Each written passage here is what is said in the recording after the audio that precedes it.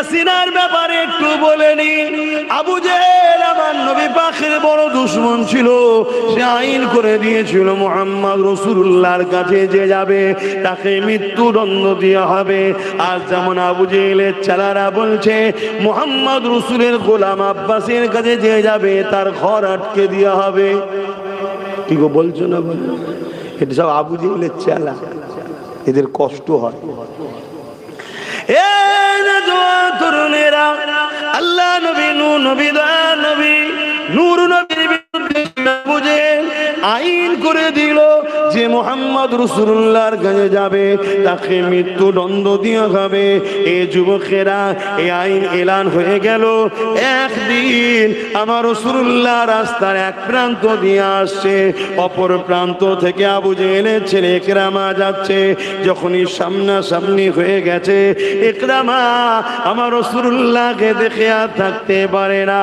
ছুটে গিয়ে ঈদের সময় যেমন আমরা নামাজ বা দেখে অপরে বুকে বুকে কুলোকুলি করি, ইকরামা আমার রাসূলুল্লাহকে জড়িয়ে ধরে কুলোকুলি করতে লেগেছে।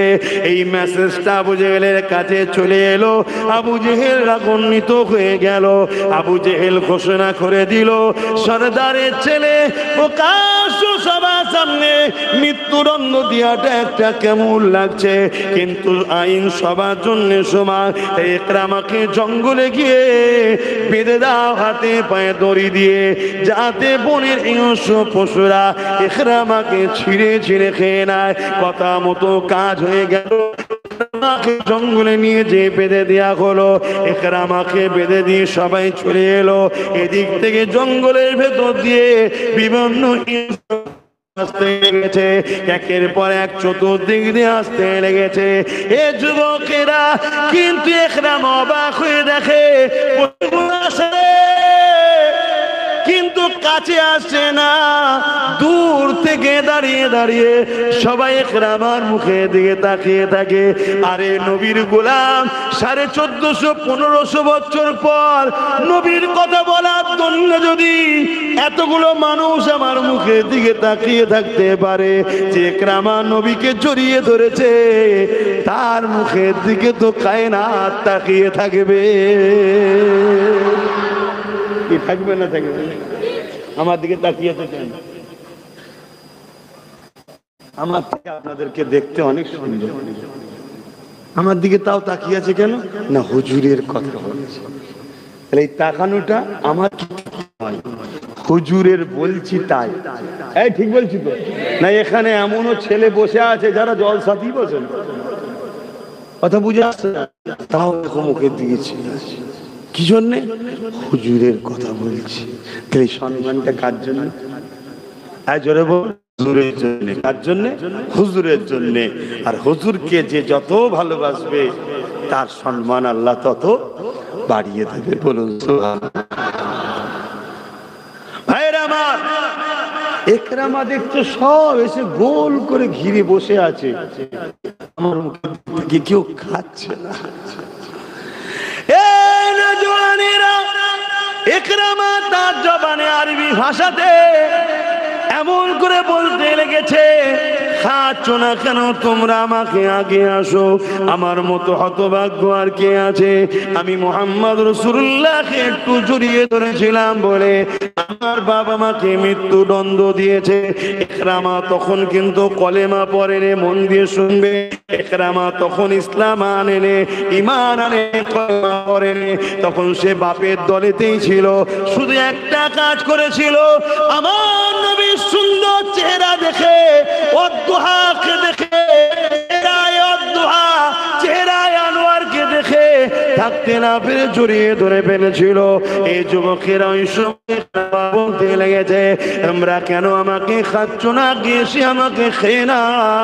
ওই সময় সে ওই পশুদের মধ্যে দেখে জঙ্গলের এক হিংস্র পশু সবার পিঠ ঠেলে আগিয়ে এসে বলে, তার ভাষাটাও মানুষের মতো বার করতে লেগেছে, আরবিতে বেরোতে লেগেছে, ইকরামা অবশ্যই খেয়ে নিতাম তোমাকে, কিন্তু তোমাকে খেতে আমরা পারবো না। মানুষের কষ্ট কত বড় সুস্বাদু লাগে আমাদের খেয়ে নিতা, কিন্তু তোমাকে খেতে পারবো না। এই জন্যে পারবো না, কেননা তোমার শরীর থেকে আখিরি নবীর খুশবু বেরোচ্ছে। আরো জোরে বলুন সুবহান। এ যুবকেরা, বাপেরা, মায়েরা, ইকরামা ঈমান আনে, ইসলাম কবুল করে নে। হুজুরকে শুধু জড়িয়ে ধরেছে, হুজুরের পক্ষে ছিল না। তাতে যদি জঙ্গলের অবেলা হিংস্র পশুদের হৃদয়ে আল্লাহ যদি ইকরামাকে খাওয়া হারাম করে দেয়, খাবি না। আমার বন্ধুকে জড়িয়ে ধরেছে এবং সেই অবেলা পশুর জবান দিয়েও মানুষের ন্যায় কথা বার করাচ্ছে। পারে না, পারে না। আমরা তো ঘরে টিয়া পুষলে সে আমাদের মতো কথা বলে। কি মহান স্রষ্টার ক্ষমতা আছে না? না। সেই ইকরামা কলেমা না থাকা অবস্থা তো রাসূলকে যদি মহব্বতের সাথে জড়িয়ে নেওয়ার দরুন তার যদি জঙ্গলে হিংস্র পশুরা খাই না বলে, আমি আব্বাস সিদ্দিকী আপনাদের জিজ্ঞাসা করি, যদি আমাদের দিলে সচ্চা নবীর প্রেম ও মহব্বত আদবকে কিয়ামতের দিন আল্লাহ জাহান্নামকেও বলে দেবে, এদের দিলে আমার হাবিব আছে, এদেরকে পোড়াবি না। জোরে বলুন সুবহানাল্লাহ। আরো জোরে বলুন ইনশাআল্লাহ। হতে পারে না, পারে। কিন্তু সচ্চা মহব্বত কাকে বলে? যে মাদ্রাসা ভাঙবে তার সাথে দল করা। আবার এই কথা বলার জন্য অনেকের আবার প্রেস্টিজে লেগে গেছে। একটা প্রচার হচ্ছে না চারিদিকে, তোমাদের এলাকায় প্রচার হয়েছে কি জানি না, একটা ছোট ভিডিও ক্লিপ কেটে প্রচার হচ্ছে না? আমার অনেক ভিডিও প্রচার হচ্ছে, কোনটা 20 সেকেন্ড, কোনটা 30 সেকেন্ড, কোনটা 40 সেকেন্ড। ভাই, যারা এই মোবাইল এ যে যারা রয়েছে এরা সব ভালো জানে, কোনো জায়গা থেকে না, কোনো জায়গা থেকে হ্যাঁ, কোনো জায়গা থেকে বলো, কোনো জায়গা থেকে করো, কোনো জায়গা থেকে অক্ষর নিয়ে জুড়ে একটা সেন্টেন্স করা যায় না? যায় না? আজকে টেকনোলজির সময়, করা যায় না? যায় না? হ্যাঁ, তারপরে নতুন এখন আবার একটা অ্যাপ সব করতে পারে। ও তো মহিলাকে পুরুষ বানিয়ে দিচ্ছে, পুরুষকে মহিলাও বানিয়ে দিচ্ছে। সব হচ্ছে আখেরি জামানা। মুমিনের বৈশিষ্ট্য কি? মুমিন কখনো শোনা কথাতে বিশ্বাস করবে না, ভেরিফাই না করে, যদি সেটা তার ইজ্জতের উপর আঘাত হয়। কথা মাথায় শুনতে। কিন্তু একটা ভিডিও সমাজে চলছে খুব। কি ভিডিও?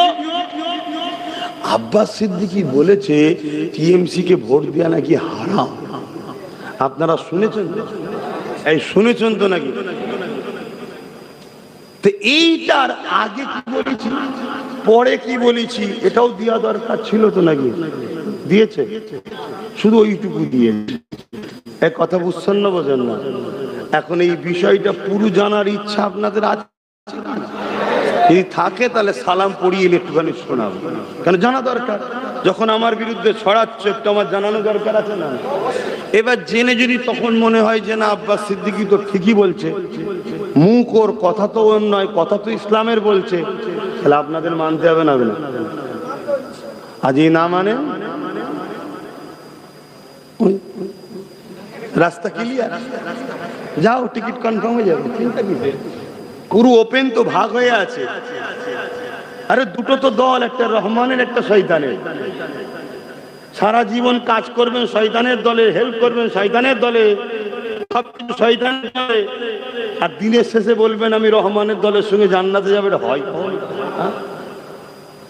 দুনিয়াদারি করতে হবে, কারবার করতে হবে, ব্যবসা করতে হবে, মুসলিম অমুসলিম সব ভাই ভাই মানুষ মিলেমিশে চলতে হবে, কোনো নিষেধ নাই ইসলামে। কিন্তু যখনই আল্লাহ ও রসুলের বিরুদ্ধে যখন যাবে, আর তার সাথে সম্পর্ক নয়। কেন? আল্লাহ ও রসুল সবার উপরে। কথা কিছু মাথায় ঢুকছে? সেই জায়গাতেও তুমি যদি আল্লাহ ও রসুল ছেড়ে দিয়ে হই হই করো, তার মানে কি তুমি আল্লাহ ও রসুলের থেকে একে গুরুত্ব বেশি দিলে। তো যাক, আমি চলে আসছি যে কথা বলছিলাম। তাহলে ইকরামার নবীকে মানেনি, শুধু জড়িয়ে ধরেছে, তাকে জঙ্গলের বাঘ খাচ্ছে না। কি বলছে? তোমার গা থেকে খুশবু বেরোচ্ছে। জোরে বলুন সুবহানাল্লাহ। তাহলে আমার নবী কি ছিলেন? খুশবু ছিলেন। জোরে বলুন সুবহানাল্লাহ। আম্মা জান আমিনা হুজুরের একটা কথা বলি, এই খুশবু যখন বিষয়টা এসেছে একটু বলে দিই, শুনে রেখে দেন, অসুবিধে হচ্ছে নাকি?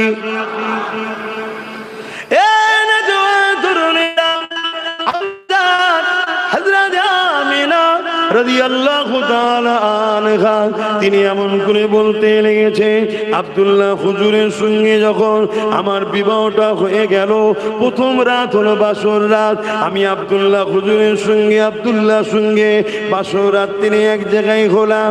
আব্দুল্লাহ পেশিনা থেকে নূরে মুহাম্মদ রাসূলুল্লাহ আমার পবিত্র রহিমে চলে এলো। যখন আব্দুল্লাহ শরীফ থেকে পেশিনা থেকে নূরে মুহাম্মদ রাসূলুল্লাহ যখন আমার রহিমে চলে এলো, ওই রাত থেকে আমি না আমার শরীর থেকে একটা খুশবু বেরোতে শুরু হয়ে যায়। যতদিন যায় খুশবু বাড়ে, যত রাত যায় খুশবু বাড়ে। একদিন এমন আব্দুল্লাহ ব্যবসার জন্য চলে গেল, আল্লাহর হাওয়ালায় ইন্তেকাল হয়ে চলে গেল। আমি আমিনা ঘরের মধ্যে রয়েছি, আমার শরীরে খুশবু চারিদিকে ছড়াতে পুরো মক্কা জমিনে এই খুশবুর চর্চা শুরু হয়ে গেল। সবার মুখে মুখে একটাই কথা, আমিনা শরীরে এই খুশবু আমিনা মাখে কোথায়, এই খুশবু আমিনা পায় কোথায়, এই আতর আমিনা পায় কোথায়? মক্কা জমিনে খুশবু তো পাওয়া যায় না। এই খবর রাসূলুল্লাহ দাদা যান হযরত আব্দুল মুতালিবের কানে চলে এলো। রাসূলুল্লাহ দাদা ছিলেন মক্কার প্রেসিডেন্ট, মক্কা সম্রাট ছিল, মক্কা সুলতান ছিল। রাসূলুল্লাহ দাদার কানে যখন চলে এসে দাদাও তখন কথাটাকে গুরুত্ব দিল, খেয়াল করে তিনিও বলতে লেগেছে, আমি একজন সম্রাট হিসাবে, সুলতান হিসাবে পৃথিবীর বিভিন্ন সম্রাট সুলতানের সঙ্গে মিটিংয়ে যায়, কিন্তু আমি কখনো এই খুশবু পাই না। কোনো দেশে এত ভিআইপি লোকেরা খুশবু ব্যবহার করে, এই খুশবু কারো শরীর থেকে আমি আব্দুল্লাহ এমন করে আব্দুল মুতালিবও পাই না। এই খুশবু আমার পুত্র বধূ পাই কোথায়?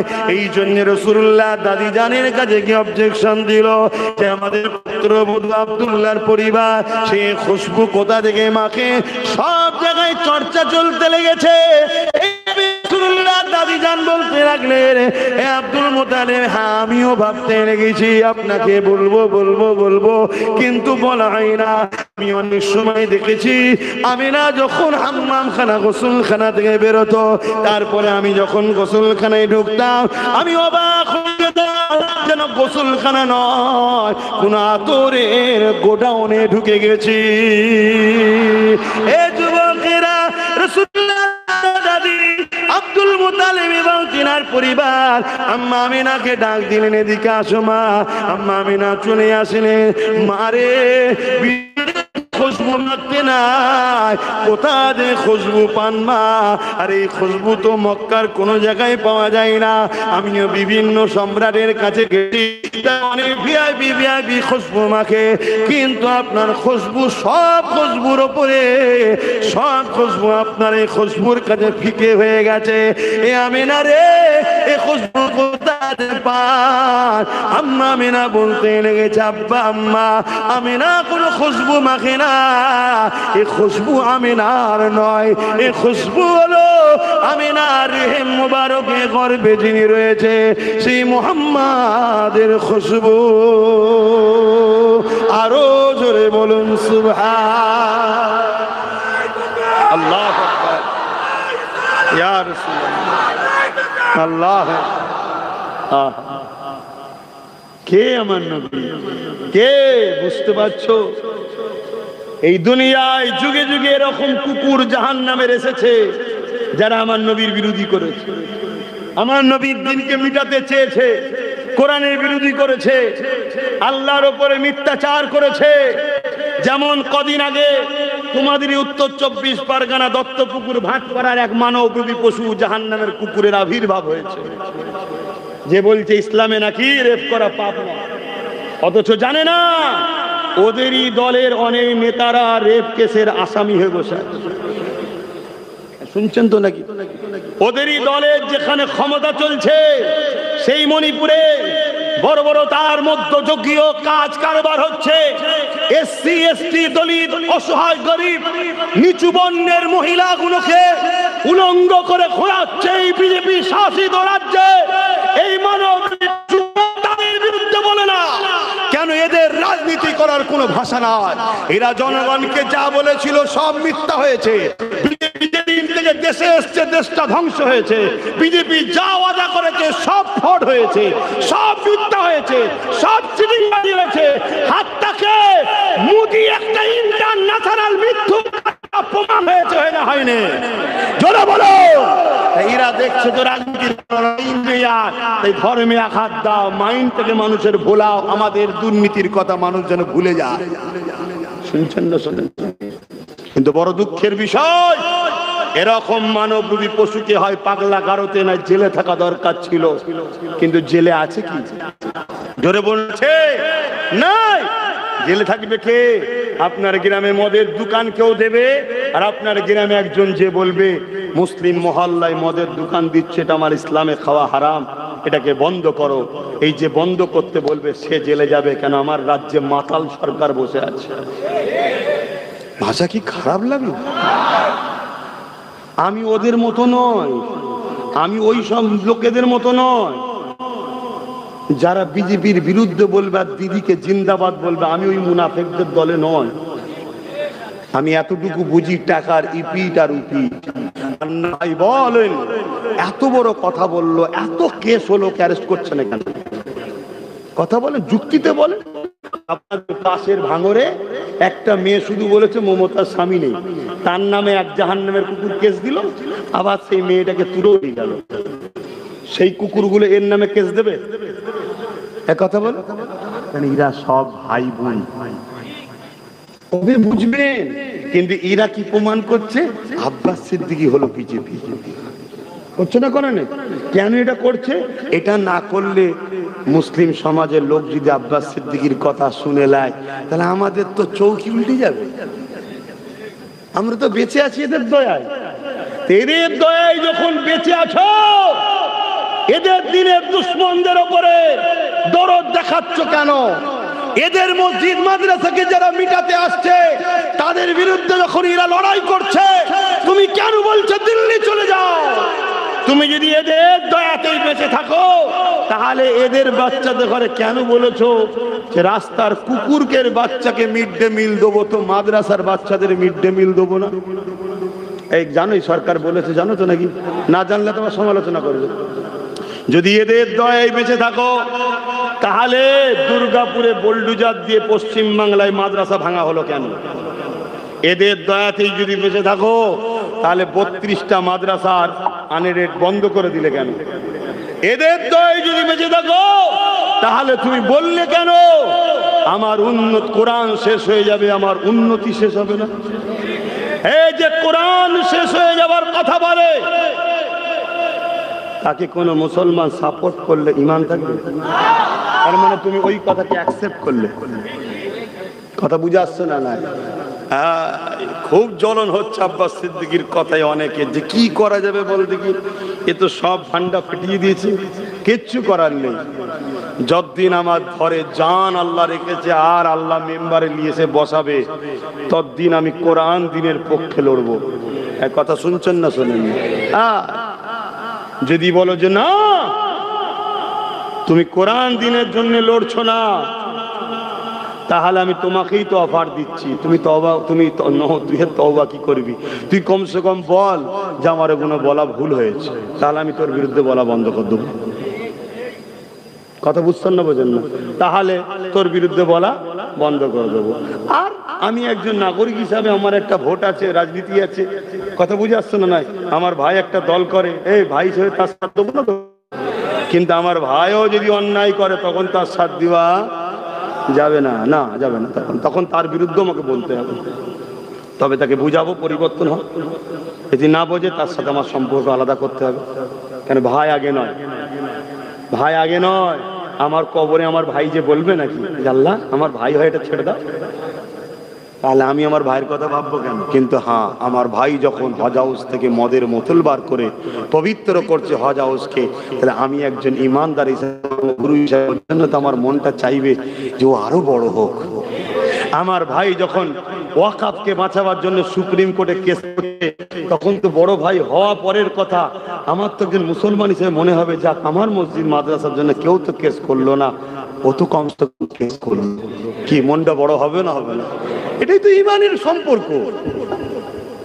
তো যাক, আমি যেটা বলতে চাইছি, তাহলে বলুন, আমার দিনের উপরে আঘাত দেবে কেউ, তার প্রতিবাদের দরকার আছে না? না, কিন্তু ধরবে কি গো? এই ভাটপাড়ার অর্জুন সিংকে অ্যারেস্ট করবে? জোরে বলেন। যদিও চাপে পড়ে করে, কিভাবে করবে? এই তুই ওরম করিস নি, খুব ফেঁসে গেছি, তোকে একদিনের জন্য ভরি না, ভাই করে দেবো পরের দিন। শুনছেন না? শুনুন, যদি পাওয়ার আমাদের হাতে থাকে আমরা কি করতাম? ও চামড়া ঢিলে করে ফেলতাম। চল কেন, এটা সংবিধান বিরোধীও কথা বলেছিস, শুধু ধর্ম বিরোধী নয়, সংবিধান বিরোধীও কথা বলেছিস, তাহলে পাওয়ারের দরকার আছে না? নাই। এজন্য আব্বাস সিদ্দিক ধর্মনীতির কথাও বলে, সমাজনীতির কথাও বলে, পরিবার নীতির কথাও বলে, প্রতিবেশী নীতির কথাও বলে, পাশাপাশি নিজের ভক্ত মুরিদ অনুসারীদের ঘরে সমাজে সচেতন করে। বুকা, কত আর পরের বাপকে বাপ বলবি, একটু নিজেরা ক্ষমতা অর্জন কর। কথা বুঝছেন না? বুঝলেন? একটু মাথায় রাখেন, একটু বোঝেন, নাই বিরাট বড় ক্ষতি হতে চলেছে, বিরাট বড় ক্ষতি হতে চলেছে। একটা সামনে ভয়ানক দিন। আমি অনেক আগে বলেছিলাম একটা কথা, যে একটা দিন আসছে তোদের নাগরিকত্ব কেড়ে নেবে, সেদিন আব্বাস সিদ্দিকীকে বলবি যে ভাইজান আমার ভুল হয়েছে, বা তোমার কথাই ভোট দেবো, সেদিন আর তোর কিছু উপায় থাকবে না। বলেছি না? বলিনি? অনেক আগে বলেছিলাম, আজকে সেই দিন আসছে। আমার তো মনে হচ্ছে আগামী কাল পরশু থেকেই বাড়ি বাড়ি নোটিশ আসবে। শুনছেন না? শুনুন, আগামী কাল পরশু থেকেই বাড়ি বাড়ি নোটিশ আসবে। আমি অনেক আগে বলেছিলাম, চিল্লাচ্ছে এসআইআর হতে দেবো না, হতে দেবো না। আরে পাগল, যেদিন থেকে দুয়ারে সরকার চলছিল সেদিনই তোর এনআরসি হয়ে গেছে। কিন্তু তখন বলেছিলাম যেটা এনআরসি হচ্ছে, এই মুসলমান আমাকে গাল দিয়েছিল, এই মুসলমানের লোকেরাই আমাকে গাল দিয়েছিল। দিয়েছে না? দেয়নি? অলরেডি হয়ে গেছে। কালকে তো চিঠি আসবে, পরশু তো চিঠি আসবে বাড়ি বাড়ি। কি চিঠি? তোমার গেছে। শুনছেন তো নাকি? লাও, কার নাম আসবে ঠেলা সামলাও। তবে একটা কথা বলে যাচ্ছি, যারা আহলে সুন্নাত ওয়াল জামাতের সঙ্গে দীর্ঘদিন জড়িয়ে আছো, এই বিপদে তোমার ভাই তোমাকে ছেড়ে দেবে না। তুমি যদি থাকো সদস্য হয়ে, বইটালি আমার সঙ্গে দেখা করো, আমি আপ্রাণ চেষ্টা করব তোমার হয়ে সমস্যা সমাধান করা। কথা মাথায় ঢুকছে না? ঢোকে না? কারণ আমার যতটুকু ক্ষমতা, আমার একটা ছোট্ট জিনিস আছে, কথা বুঝে আসছে না? এইটুকু তোমার হয়ে আমি বলতে পারি। বাকি বাপ গাল অনেক খেয়েছি বুঝানো দিকে। আমি বলেছিলাম মসজিদ মাদ্রাসা চলে যাবে, মসজিদ মাদ্রাসার কাগজকে সার্চ করো, সব রেড কার্ড পড়ে গেছে। তার মানে কি? এক নম্বর খতিয়ান, এক নম্বর খতিয়ান মানে সরকারের হাতে চলে গেছে। সরকার চালাবে, সরকার চালাবে। তুমি তোমার মসজিদ মাদ্রাসায় তোমার খেয়াল খুশি মতো চলতে পারবে না। মসজিদের ইমামের কাছে চিঠি আসবে, এই ইমাম সাহেব জুম্মার দিন খুতবাতে একটু বলো, মেয়েদের ঘরে একটু শিক্ষিত করতে হবে। যদি স্কুলে গেলে বোরখা পরতে না দেয়, শিক্ষার জন্য বোরখা খুলে যাক, অসুবিধা নেই, বলো। যদি না বলো, তোমাকে গুম করে দেওয়া হবে। ইমাম সাহেব শোনো, তোমাকে ইমাম সাহেব গায়েব করে দেওয়া হবে। এই বিলাট সিদ্দিকে আকবরের খুনের শরীরে তুমি যেটা আজ বোঝো, আলহামদুলিল্লাহ আমার আল্লাহ আমাকে 5-6-10 বছর আগে থেকে বুঝাচ্ছে, তাই চিল্লাচ্ছি। কি দরকার ছিল? আরো 50 জনের মতো আমিও তো পেরে চলে যেতে পারতাম। আল্লাহ কি এলাহান দেয়নি? আল্লাহ তো দিয়েছে। দুটো অকেয়া ঘটনা বলে তো চলে যেতে পারতাম। আরে জম্মাই জম্মাই না, 1 সপ্তাহ নওশাদকে দিয়ে দল খড়িয়েছি, কিন্তু লড়াই তার আগে থেকে করছি না, করিনি? কিন্তু শত শেষে যখন বুঝলাম যে না, এখান থেকে তুলে ওর কোলে, ওখান থেকে তুলে ওর কোলে দেবো, যেই কলি নেবে সেই চিটিংবাজি করছে, দরকার নেই, নিজের করে লে। ওই জন্য তোকে বলেছিলাম তুই যা। কথা বুঝে আসছো না? নাই, যা থাক, নিজের থাক। শুনছেন তো নাকি? চায়ের দোকান, লোক মনে করে চায়ের দোকান, চায়ের দোকানে লক্ষ্মী মেয়ের বিয়ে দেবো। অফিসে চাকরি করে, কোটটাই পড়ে যায়, মাস গেলে কত মাইনে? 25,000। কত? 25,000। সর্বোচ্চই 25,000, বেড়ে বেড়ে বেড়ে বেড়ে 30,000, 40,000, 50,000 হবে নাকি? এর চেয়ে বেশি তো আর হবে না।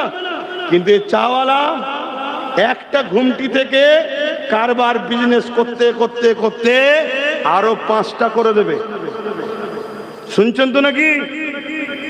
মাসে যত কমই হোক, এখন মানুষ চা বিস্কুট ছাড়া সকালে অন্য কিছু জোটে না।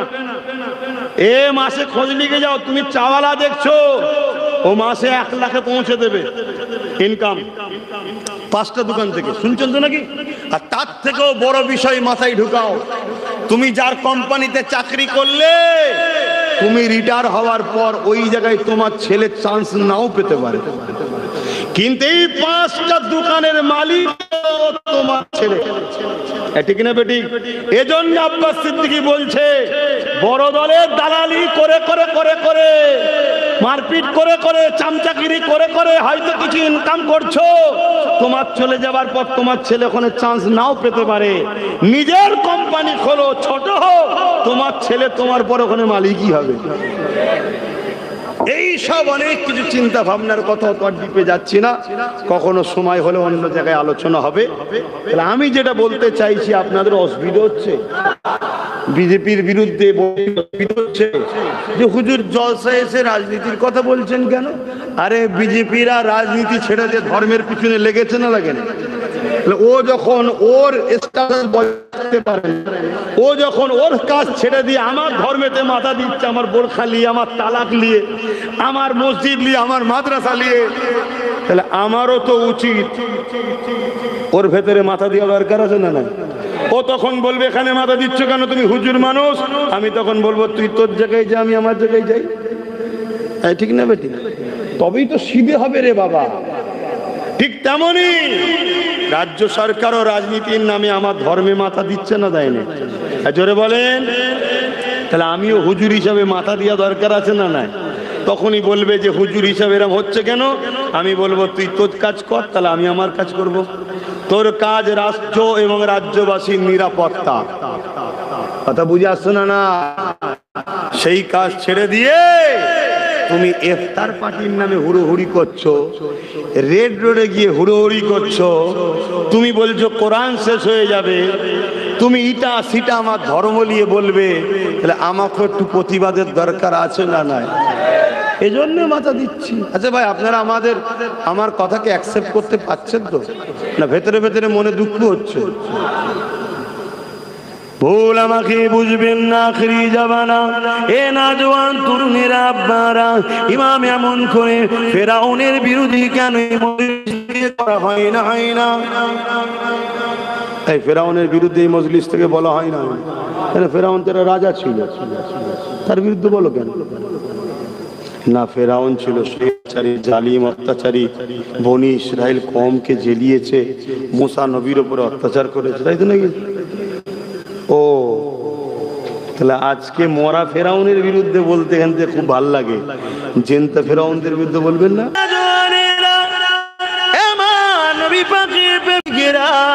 ওর শুনে দিবানারা মন দিয়ে শুনে রেখে দান, রেখে দান। এই দুনিয়াতে একটা পরীক্ষা জায়গা। আপনি দুনিয়া জমিনে কারবার করুন, সে মুসলমান হোক অমুসলিম হোক, লেনদেন বিনিময় করবে, এটা ইসলামে জায়েজ রয়েছে। আপনি এই জমিনের উপরে এমন করে দোকানদারি করবেন, মুসলমান হোক অমুসলিম হোক, লেনদেন করবেন, বিনিময় করবেন, জায়েজ রয়েছে। এ যুবকেরা, তরুণীরা, বাপেরা, আপনি দুনিয়াদারি গাড়িতে রাজনীতি করবে, রাষ্ট্র চালাবে, মুসলিম ও মুসলিম সবার নিরাপত্তার কথা ভাববে, এটাও ইসলাম শিক্ষা দিয়েছে।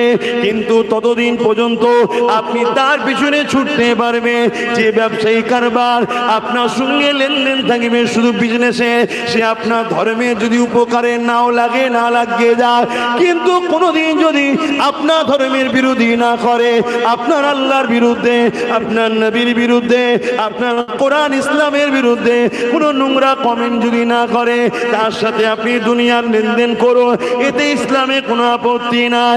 কিন্তু যখনই আপনার বিজনেস পার্টনার আপনার আল্লাহ নিয়ে নোংরা কমেন্ট করবে, আপনার নবী নিয়ে নোংরা কমেন্ট করবে, আপনার কোরআন দিন নিয়ে নোংরা কমেন্ট করবে, মনে রাখবেন এটা আল্লাহর পক্ষ থেকে আপনার পরীক্ষা শুরু হয়েছে। আপনি কোটি কোটি টাকার কারবারকে বেশি প্রাধান্য দেন না, আল্লাহ ও রসুলকে বেশি প্রাধান্য দেয়, এটা আল্লাহ পরীক্ষা নিচ্ছে। ওই সময়ে যদি আপনি বলে যে তোমার সঙ্গে সম্পর্ক রাখার প্রয়োজন হবে না, তোমার সঙ্গে সম্পর্ক রাখতে পারছি না, কারণ এই বিজনেসের থেকে, এই টাকা ধন দৌলতের থেকে, এই জমি জায়গা থেকে, এই থেকে সব কিছু থেকে এবং নিজের জানের থেকে আমার কাছে আল্লাহ ও রাসূল প্রিয়, তুমি আমার আল্লাহর উপরে আঘাত দিয়েছো, নবীর বিরুদ্ধে নোংরা কমেন্ট করেছো, আর তোমার সাথে আমার সম্পর্ক রাখা সম্ভব নয়, এই আকীদা যদি করতে পারেন তবেই জানবেন ঈমান ঠিক আছে। এটা তো পরীক্ষা নেবে আল্লাহ, কি গো, নেবে না? নেবে না, কিন্তু আমরা তো ফেল হয়ে যাচ্ছি, আমরা তো লোভ লালসা সামলাতে পারছি না। হ্যাঁ, যদি লোভ লালসা সামলাতে না পারো তাহলে তো বাবা আখিরাত নষ্ট হবে। এ দুনিয়া তো পরীক্ষার জায়গা, এখানে তো চিরস্থায়ী নয়, এখানে তো আল্লাহ বিভিন্ন দিক দিয়ে পরীক্ষা নেবে, কাউকে ধন দৌলত দিয়ে পরীক্ষা নেবে, কাউকে জমি জায়গা ঘর বাড়ি কেড়ে নিয়ে পরীক্ষা নেবে, কাউকে আল্লাহ বিমার দিয়ে পরীক্ষা নেবে, কাউকে আল্লাহ সন্তান আওলাদ দিয়ে, আবার কারো সন্তান আওলাদ কেড়ে নিয়ে পরীক্ষা নেবে, আবার কাউকে আল্লাহ ক্ষমতা শাসক বানিয়ে পরীক্ষা নেবে, কাউকে আবার আল্লাহ জালিম শাসকের নিচেই রেখে পরীক্ষা নেবে। সাহাবা হুজুরদের উপরে কম পরীক্ষা হয়েছে? যে কথা বলছিলাম মনে আছে তো, হযরতে খুবাইব রাদিয়াল্লাহু তাআলা হুজুরের কথা প্রথম বলছিলাম না, ওটা একটু বলি নাকি? অন্যদিকে চলে গিয়েছিলাম, বলি। তিনাকেও পরীক্ষা নিয়েছেন না নাই না আল্লাহ? জালিম শাসক কি বলছে, খুবাইব তোমার সাথী সঙ্গীদের ঘরে সব মেরে দিচ্ছি, তুমি যদি আমাদের কথা মেনে নাও, আমাদের কথা অ্যাকসেপ্ট করে নাও, মুহাম্মদ রাসূলকে যদি ছেড়ে দাও, তাহলে তোমাকে আমরা মারবো না, আজাদ করে দেবো। চোখের সামনে একটার পর একটা সাথীদের ঘরে শুলির ওপরে চেপিয়ে চেপিয়ে হত্যা করছে, শহীদ করছে।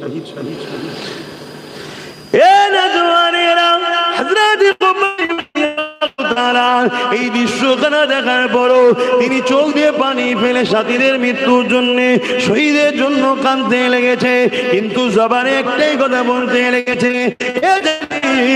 যতই অত্যাচার করি না কেন, যতই জুলুম করি না কেন, মুহাম্মদ রাসূলকে যারা একবার দিল দিয়েছে তারা কখনো মুহাম্মদ রাসূলকে ছাড়তে পারবে না, কেননা আমাদের জানের থেকে কাছে হলো রাসূলুল্লাহ, আমাদের জানের থেকে প্রিয় হলো রাসূলুল্লাহ।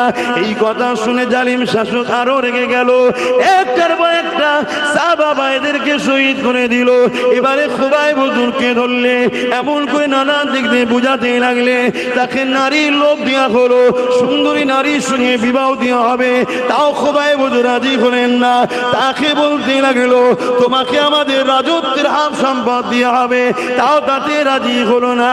এ নওজওয়ানেরা, তরুণেরা কোনোভাবে যখন রাজি হচ্ছে না, হযরত খুবাইব হুজুরকে এবারে শুলির সামনে নিয়ে গেল, নিয়ে গিয়ে শুলিতে চড়াবে তার আগে মুহূর্তে বলতে লেগেছে, এ খুবাইব তুমি কি চাও না তোমার বাপ মা পরিবার সন্তানের কাছে গিয়ে তাদেরকে নিয়ে আনন্দ খুশিতে থাকবে, আর তোমার জায়গাতে মুহাম্মদ রাসূলুল্লাহকে এই শুলির উপরে চাপিয়ে দেওয়া হবে। এ যুবকেরা চিনে রেখে দা, সেই দিনের মেলাউনেরা, সেই দিনে ইসলামের দুশ্মনেরা, সেই দিনে বেঈমানেরা তারা বিরাট পরিকল্পনা করে সাহাবা হুজুরদের থেকে ঈমানকে লুটতে চেয়েছে, আল্লাহ নবীর দ্বীনকে মিটাতে চেয়েছে। আজকের পরিকল্পনা একটু চেঞ্জ করে দিয়েছে, কেন তারা জানে আজকেও যদি এদের উপরে জুলুম করা হয় এরা জুলুমের কষ্টে সরে জীবনটা দিয়ে দেবে, মুহাম্মদ রাসূলকে ছাড়বে না। এই আজকে একটু প্ল্যানটা চেঞ্জ করা হয়েছে, আজকে একটু পরিকল্পনাটা চেঞ্জ করা হয়েছে। এই পরিকল্পনা উম্মতে মুহাম্মাদিকে জানানো, একজন ইমানদার হিসাবে, নবীর দ্বীনের খাদেম হিসাবে, আহলে রাসূল হিসাবে, আওলাদে মুজাদ্দিদ হিসাবে আমার কি দায়িত্ব নাই আপনাদেরকে জানিয়ে দেওয়া যে আজকের দিনে তো আবু জেহেল আছে, আজকের দিনে তো উতবা আছে, আজকের দিনে তো ইসলামের দুশমন আছে, তারা আপনাদেরকে জোর করে ইসলাম থেকে সরাচ্ছে না, কেন তারা জানে জোর করে সরানো এদেরকে কখনো সম্ভব না। তাই তারা পরিকল্পনা করছে, এমন কাজের সঙ্গে আপনাকে জড়াচ্ছে যে কাজের সঙ্গে আপনি জড়িয়ে গেলে ইসলাম থেকে বেরিয়ে যাবে, ঈমানটা হারা হয়ে যাবে। তার ছোট্ট একটা নমুনা কি বলবো জোরে বলুন। বিজেপি আমাদের দুশ্মন না বন্ধু? এটা কেউ জানতে বাকি আছে? জোরে বল। কোনো যদি মেন্টালিও সমস্যা থাকে কোনো মুসলমানকে যদি বলা হয় বিজেপিকে ভোট দিবি, সে দেবে, এটা সবাই জানে, ঠিক না বেটি? কিন্তু বন্ধু সেজে যদি আমাদের কেউ ক্ষতি করে এ বেশি ভয়ঙ্কর না যে প্রকাশ্য ক্ষতি করে সে বেশি ভয়ঙ্কর? এই কথাটা আমার না নবীর। নবী পাক বলেছেন আমার বড় ভয় হয় আমার উম্মতদের ঘরে মুনাফিকরা না ক্ষতি করে দেয়। একটা ছোট্ট নমুনা বলছি, এখন একটা অনুষ্ঠান চলছে রাজনীতি ভাবে। কি অনুষ্ঠান? বিল ছিড়ছে, ওয়াকাফ নিয়ে কেস করছে, ওয়াকাফ বাঁচাবার জন্য এনআরসির হয়ে কেস করছে, আর সেই দুটো মুসলমানকেই মুসলমানদের একদল বলছে দালাল, আর বাকি কেউ দালাল নেই। তাহলে চিন্তা করুন, যে জাতি তাদের হয়ে যারা লড়াই করে তাদেরকে দালাল বলে, কতটা ধ্বংসের দিকে যাচ্ছে বুঝতে পারছি? এটা ভাবুন। আর এটা কেন বারবার বলা হচ্ছে? কেন মুসলিম প্রত্যেকটা মানুষই বিজেপিকে ঘৃণা করে, অতএব ওর সাথে যদি জুড়ে দিতে পারো তাহলে খুব সহজে ওর পাশ থেকে মুসলমানকে সরিয়ে দেওয়া যাবে। এক কথা মাথায় ঢুকছে না? ঢুকছে। কিন্তু আমি আপনাদের বলবো সেদিনে তাহলে আমাদেরকে কিভাবে শেষ করা হচ্ছিল? জান দিয়ে, মালের লোভ দিয়ে। আজকে কিন্তু একটু ঘুর পথে, ঘুর পথে। কি ঘুর পথে? উৎসব, ধর্ম যার যার, ধর্ম যার যার। এই কথাটা মুখ দিয়ে বলছেন না দিল দিয়ে? মুখ দিয়ে যদি বলেন আলাদা কথা, দিল দিয়ে বললেই কাফের। শুনছেন না? শুনুন, এই কথাটা কি কেউ মানেন? এই উৎসব যার, ধর্ম যার, উৎসব তার, তাই তো নাকি? ধর্ম যার, উৎসব। আচ্ছা, এই বিষয়গুলো অন্য কোনো উলামারা প্রতিবাদ করে? আমার বিরুদ্ধে যারা মুখ খুলছে তারা প্রতিবাদ করে কেন? সব ভাড়াই চলছে, ভাড়া। তাহলে উৎসব যার, এই ধর্ম যার, উৎসব তার, ধর্ম যার, উৎসব তার। কিন্তু আমাদেরকে কি খাওয়ানো হচ্ছে? ধর্ম যার যার। যদি কোনো মুসলমানের সন্তানের কথা মেনে নেয় সঙ্গে সঙ্গে কাফের হয়ে যাবে। যদি কেউ আগে মেনেও থাকো, এ থেকে বাঁচার উপায় কি? এ থেকে বাঁচার উপায় হচ্ছে কলেমা রদ্দ কবুল করে নতুন করে মুসলমান হও। কথা শুনছেন তো নাকি? তুমি ভাবছো হয়তো আমি এখন ছেড়ে দিয়েছি, না, তোমাকে কলেমা রদ্দ কবুল করতে হবে। কথা মাথায় ঢুকছে না? ঢুকে না কেন? উৎসব তার, ধর্ম যার। ধর্মকে কেন্দ্র করেই উৎসব হয়। যেমন আমাদের ঈদুল আজহা আছে, ঈদুল ফিতর আছে, কথা বুঝে আসছে? যদি সবটা একই হয়, উৎসব যদি সবার হয়, আমাদের ঈদুল আজহায় 2 রাকাত নামাজটা হলো ধর্মের কাজ, আর উৎসবটা কি?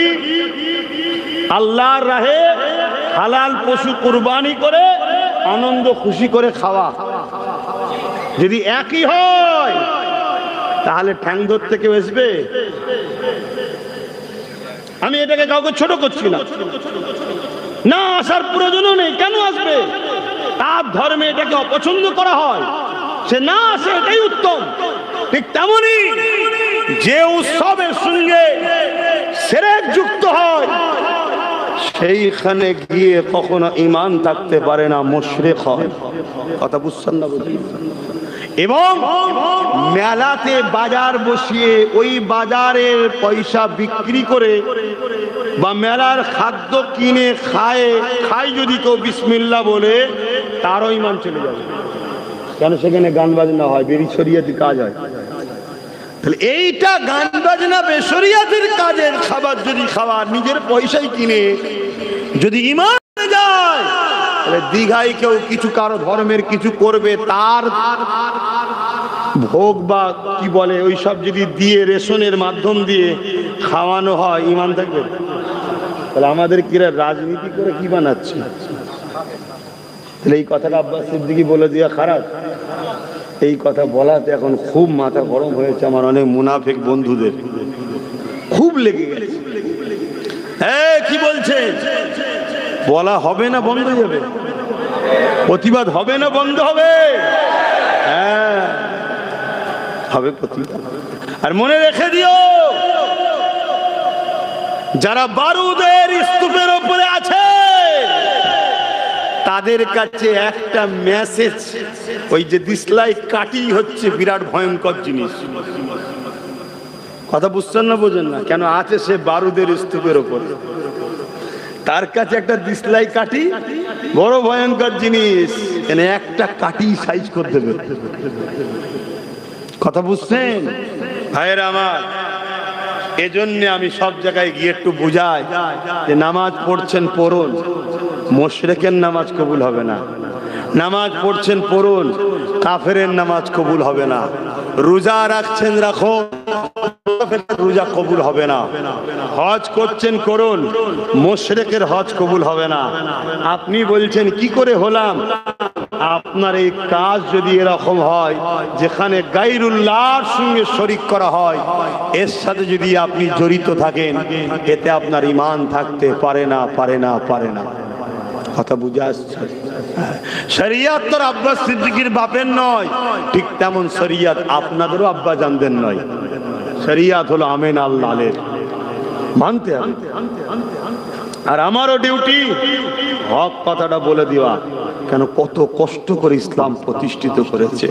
হযরতে খুবাইব হুজুরকে যখন শুলিতে চড়ানো হবে, ঠিক এমন সময়তে আবার বলা হচ্ছে, খুবাইব শেষবার বলছি, তুমি কি চাও তোমাকে মুহাম্মদ রাসূলকে শুলিতে চাপানো হোক? নাউজুবিল্লাহ। তোমাকে ছেড়ে দেওয়া হোক? তুমি কি মুহাম্মদ রাসূলকে এনে দিতে পারবে? হযরতে খুবাইব হুজুর জানিয়ে বলছে, এ নিষ্ঠুর মালাউনেরা, এ বেঈমানেরা, এ মুশরিকেরা, তোরা আমাদের ঘরে কি মনে করিস? মুহাম্মদ রাসূলের প্রেমিক যারা হয় তাদেরকে কি মনে করিস? তারা জীবনে সব যা পছন্দ করে, আল্লাহ নবীর উপরে যারা পরিমাণ আঘাতকে পছন্দ করে না। এ নিষ্ঠুর বেঈমান খ্রিস্টান বাদশা, শুনে রেখে দে, যদি তোরা বলিস মুহাম্মদ রাসূলের পায়ে একটা কাঁটা ফোটানো হবে, এর বিনিময়ে যদি নবীর আশিকদের কাছে জীবন চাস, আমরা আমাদের জীবন দিতে পছন্দ করব। এটা দেখে জান্নাতের আশা নয়, দাড়ি টুপি সুন্নত রেখেছেন, রাখছেন, রাখবেন, এটা দেখে কামিয়াবি যেমন করে জান্নাতের আশা নয়। একটা ভিসা লাগবে, ওই ভিসাটা হলো লা ইলাহা ইল্লাল্লাহ মুহাম্মাদুর রাসূলুল্লাহ। ভিসা লাগাতে হবে।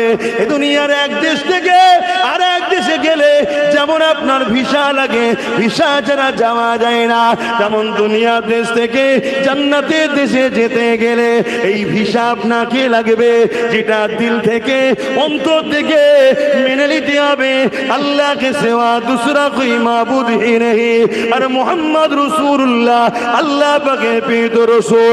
এটা মুখে শুধু বললে হবে না, আল্লাহকে আল্লাহর মর্যাদা দিতে হবে, রাসূলুল্লাহকে জানের থেকে বেশি ভালোবেসে আদবের সঙ্গে মেনে নিতে হবে।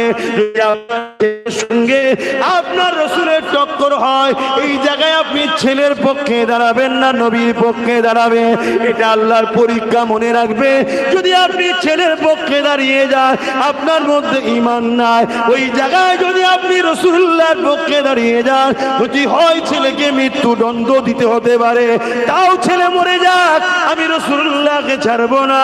এই ঈমান যার মধ্যে আছে সেই যাবে জান্নাতে। আজকে ডাক্তাররা ইসলাম প্রচার করছে, উকিলরা ইসলাম প্রচার করছে, মাস্টাররা ইসলাম প্রচার, ঘরে দুটো চটি বই পড়ে নিয়েছে, আর ওই কি বলে ইউটিউবে গুগলে ইসলাম সার্চ করে দুটো ফটো করছে, বলছে আমি সব জানি কোরআনে। কেন তো পড়তে পারছি কথা।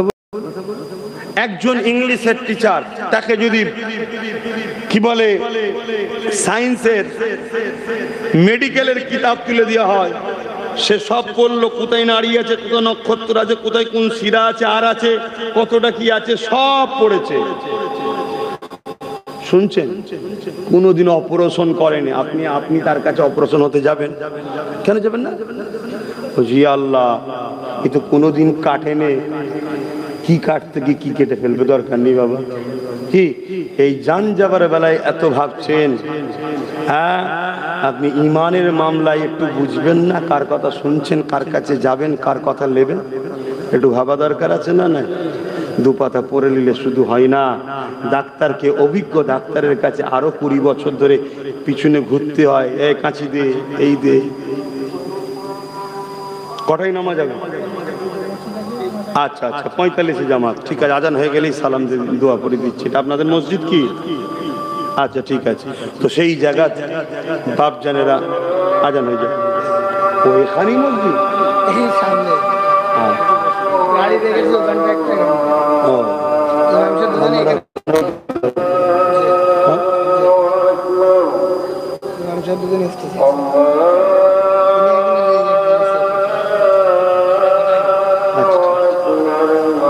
এখনই সালাম।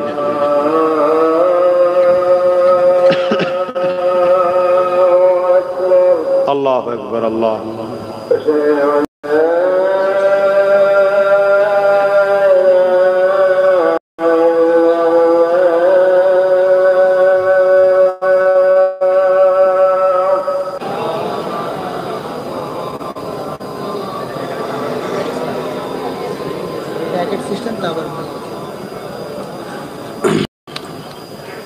আর কথা নয়, তাবারুকের আমার ব্যবস্থা আছে।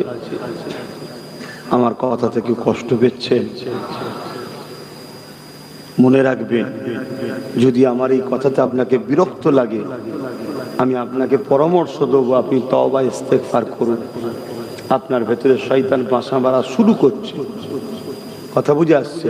কেন আমি আপনার দ্বীনের জন্য বলছি, আপনি আমার কোরআন, রাসূল, আল্লাহর জন্য বলছি। কাদের বিরুদ্ধে? যারা দ্বীনের দুশমন, তাদের বিরুদ্ধে বলছি।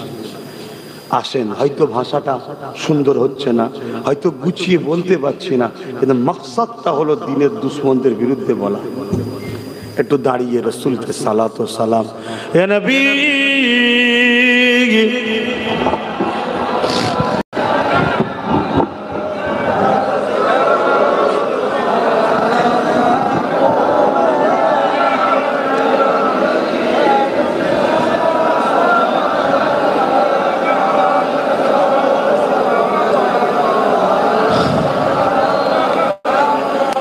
या नबी नामो ओ प्यारा, या रसूल नामो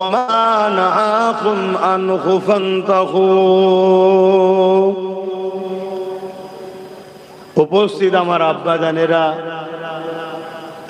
আমার নওজোয়ান তরুণেরা, যুবকেরা, ছোট ছোট বাচ্চারা, উলামা হযরত, হাফেজে কোরআন, নামাজি, মুত্তাকি, পরেজগার, ইমাম সাহেবেরা,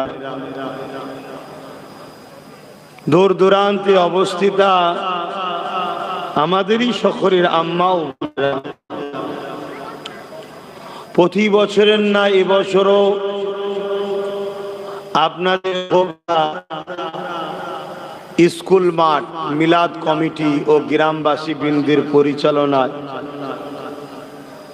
আজকের এই মাহফিল, কোরআন সুন্নাহর আলোচনার মাহফিল দীর্ঘ বছর ধরে হয়ে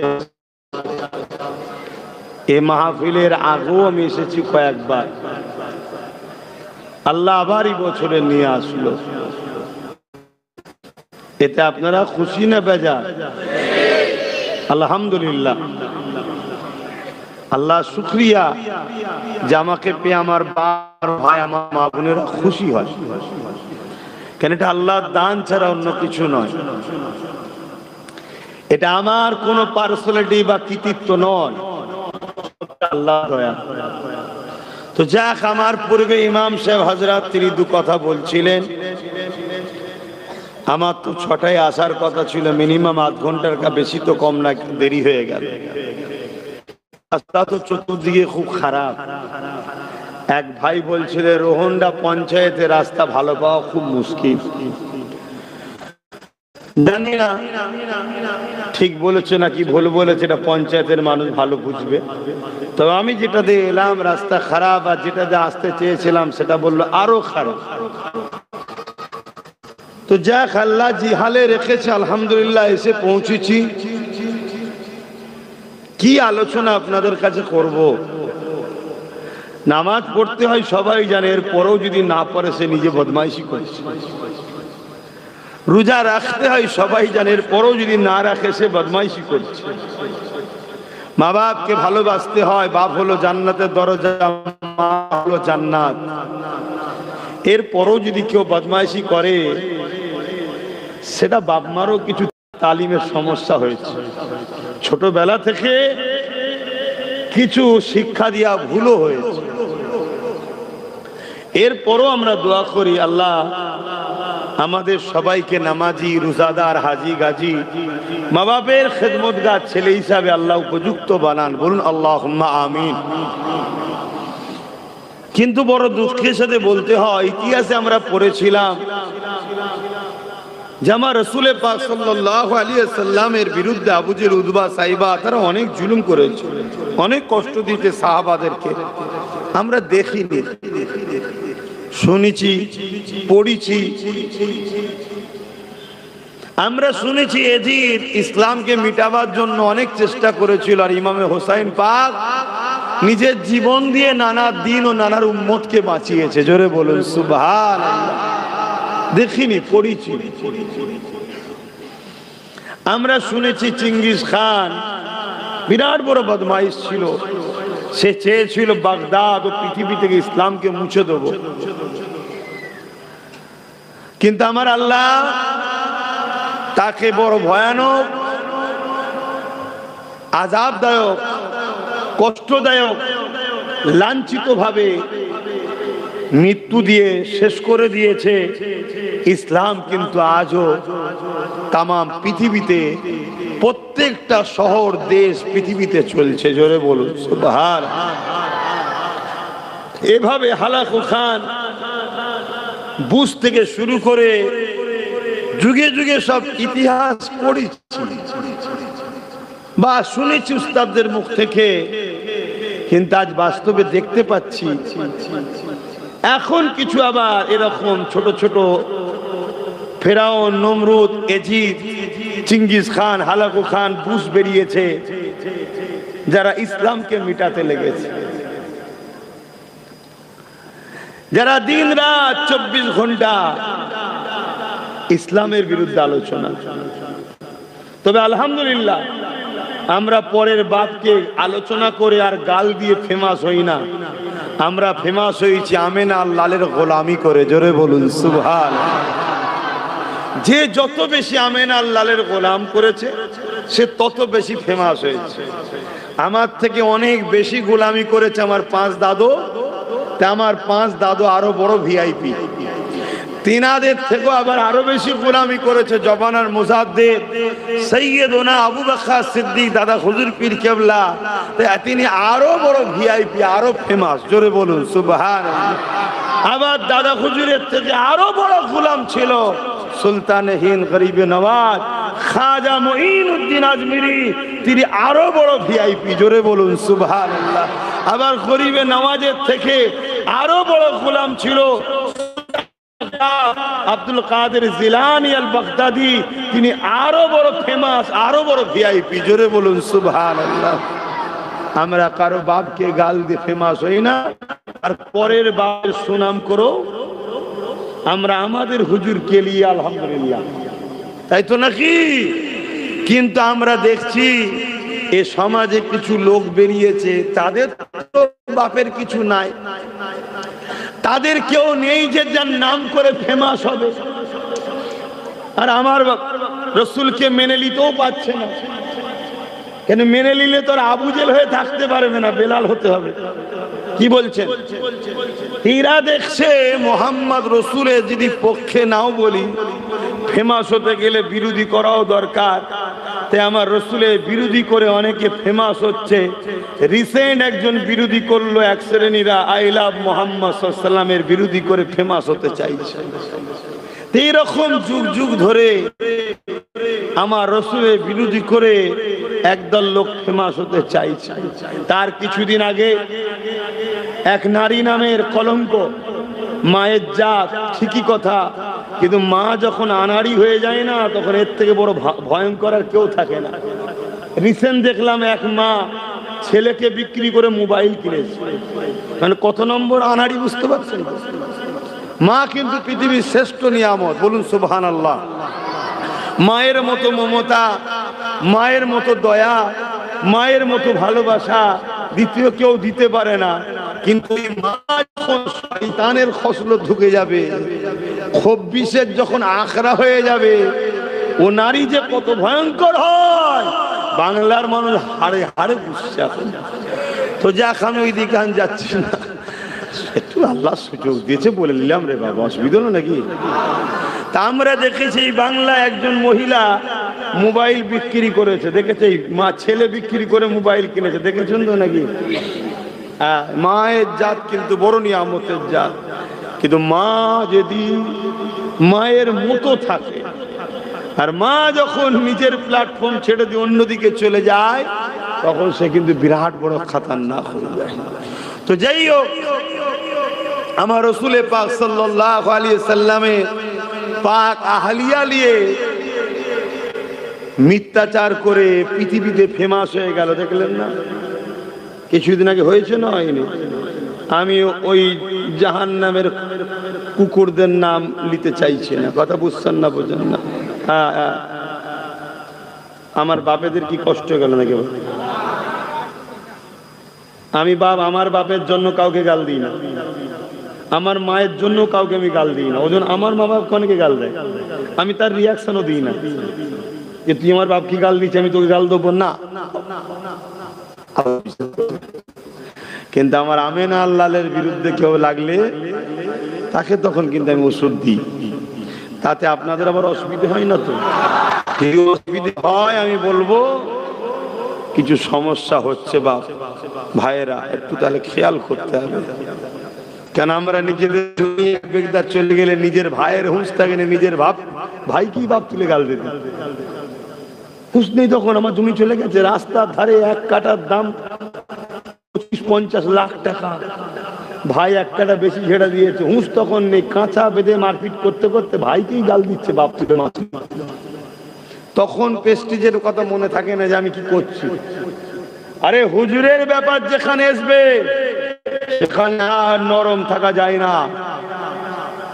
আল্লাহর ব্যাপার যেখানে আসে ওখানে আর নরম থাকা যায় না। এই পৃথিবীতে এক ব্যক্তির সুনাম আজও পৃথিবীতে আছে, সবাই যাকে জানে, বড় নরম দিলের মানুষ, বড় নরম চরিত্রওয়ালা, সভ্যওয়ালা, নম্রওয়ালা ব্যক্তি, যার নাম হলো হযরতে আবু বকর সিদ্দিক। জোরে বলুন সুবহানাল্লাহ। আমার নবী পাক দিনের মেসেজ প্রচারের আগেও পুরো মক্কা জুড়ে আবু বকর সিদ্দিকের প্রশংসা ছিল। তখন তার সিদ্দিক ছিল ছিল, কিন্তু একটা প্রচার ছিল আবু বকর খুব ভালো ছেলে, আবু বকর খুব ভদ্র, আবু বকর খুব সভ্য, আবু বকর খুব নম্র, আবু বকর খুব ভালো ছেলে। ওসব ঝামেলা আর ফিতনা গালিগালাজে থাকে না। আর আমার নবী পাক সাল্লাল্লাহু আলাইহি ওয়াসাল্লামের হাতে হাত দিয়ে আরো ফেমাস তো অবশ্যই হয়েছে। কথা বুঝে আসছে না? নাই তো সেই জায়গায় একদিন এক অমুসলিম আল্লাহ নবীর কাছে একটা বিচার দিয়েছে। কি বিচার? আবু বকর আমাকে চড় মেরেছে। আল্লাহ নবীও আশ্চর্য হয়ে গেল, আবু বকর মেরেছে? এটা উমারের কথা বললে না একটা যুক্তিসঙ্গত হতো। আবু বকরের কথা কি বলছো? বলছে হ্যাঁ, আবু বকর মেরেছে। যারা আশপাশে ছিল সাহাবা ভাইরা, তারাও অবাক হয়ে গেছে। আবু বকর? ঠিক বলছো? হ্যাঁ, আবু বকর চড় মেরেছে আমাকে। আল্লাহ নবী আবু বকরকে ডাক দিলেন। কেন? এত ভদ্র, এত নরম, এত আদর্শবান, এত নরম লেহজার মানুষ, সে চড় মেরেছে। এটা সবার কাছে একটা আশ্চর্যের বিষয়। আল্লাহ রসুলকে ডেকেছেন, আল্লাহ নবী আবু বকর সিদ্দিককে ডেকেছে। আবু বকর, তোমার বিরুদ্ধে অভিযোগ দিচ্ছে তুমি নাকি চড় মেরেছো। হযরত আবু বকর সিদ্দিক বলছে, জি হুজুর, আমি মেরেছি। আল্লাহ নবী বলছে, তুমি মেরেছো? হ্যাঁ হুজুর, আমি ওকে চড় মেরেছি। কেন? ও আমার আল্লাহকে গাল দিয়েছে। বলুন সুবহানাল্লাহ। তাহলে যে মানুষটা, যে ব্যক্তিটা সম্বন্ধে শুনে সবাই অবাক হয়ে যাচ্ছে, সেই ব্যক্তিটা সর্ব জায়গায় নরম, সর্ব জায়গায় নরম লেহজা দেখিয়েছে, কিন্তু প্রমাণ করে দিয়েছে আল্লাহ ও রসুলের ব্যাপার এলে তখন আর নরম থাকা যায় না। জোরে বলুন সুবহানাল্লাহ। এখানে নরম হওয়াটাও একটা বিপদের সংকেত দেয়। ইমাম মালিক হুজুর বলছে, রসুলের আঘাত দেওয়া হয় আর তোমরা যদি চুপ থাকো, ও উম্মতের মরে যাওয়া দরকার, যে উম্মত প্রতিরোধ করবে না। কথা কিছু শুনছেন? জমি চলে গেছে, চুপ থাকো। ইসলাম সবর করতে বলে। বাড়ি চলে গেছে, সবর করো। হাতটাকে জীবনও যদি চলে যায়, ধৈর্য ধরো। পরিবারকে বলেছে সবর করো। সবরকারীকে আল্লাহ বন্ধু বলেছে। জোরে বলুন সুবহানাল্লাহ। কিন্তু হুজুরের ব্যাপার, কোরআনের ব্যাপার, আল্লাহর ব্যাপার, ইসলামের ব্যাপার যখন আসবে, তখন যদি তুমি বলো আচ্ছা সবর করো, ধৈর্য ধরো, এটা যেন একটা মুনাফিকের খসলত লাগে। কথা বুঝে আসছো তো নাকি? সব জায়গায় চুপ থাকা যায় না। তা হযরত আবু বকর সিদ্দিককে আল্লাহ নবী বললেন, কেন মেরেছো? হুজুর, আমার আল্লাহকে গাল দিয়েছে। আল্লাহ নবী বলছে, তুমি আল্লাহকে গাল দিলে কেন? তুমি তোমার যাক পারছো করছো, আমার আল্লাহকে গাল দিলে কেন? তখন সে, না হুজুর, আমি আল্লাহকে গাল দিইনি। মিথ্যা কথা বলছে। হযরত আবু বকর সিদ্দিক বলছে, আমি না হয় ওকে কেন মারবো? আমার আল্লাহকে গাল দিয়েছে। আল্লাহ নবী বলছে, এ তো বলছে গাল দিয়েছে। ওই ইহুদি বেঈমান, ও তো বড় চালাক। ও জিজ্ঞেস করছে, হুজুর, আবু বকরকে সাক্ষী দিতে বলেন। সাক্ষী তো কেউ ছিল না, দুজনই ছিল। হযরত আবু বকর সিদ্দিক, আল্লাহ নবী বললেন, সাক্ষী কই? হযরত আবু বকর সিদ্দিক মাথায় হাত খুললেন, বললেন, হুজুর, আমার সাক্ষী নেই। আর আমি আবু বকর সত্য বলছি, এর সব থেকে উত্তম আপনি ভালো জানেন। জোরে বলুন সুবহানাল্লাহ। কিন্তু বিচারের আসনে যিনি বসে থাকে, তিনি তো তাকে তো তথ্য প্রমাণ সমান দিতে হবে না, না হয় মেসেজ খারাপ যাবে। আল্লাহ নবী বললেন, আবু বকর, সবই বুঝছি, কিন্তু প্রমাণ তো লাগবে। তুমি যে গাল দিয়েছিল বলছো প্রমাণ লাগবে। হযরত আবু বকর সিদ্দিক চুপ করে গেলেন, হুজুর আমার কাছে প্রমাণ নেই। আল্লাহ বা জিবরাইলকে পাঠিয়ে দিলেন। হযরত জিবরাইল চলে আসলেন, এসে আল্লাহ নবীকে সালাম দিলেন। সালাম দিয়ে বলতে লাগলেন, ইয়া রাসূলুল্লাহ হাবিবাল্লাহ, আবু বকর যেটা বলছে সত্য বলছে, ও আল্লাহকে গালি দিয়েছে, এই জন্য আবু বকর ওকে মেরেছে। সাক্ষী আল্লাহ খোদ নিজে আবু বকরের পক্ষে।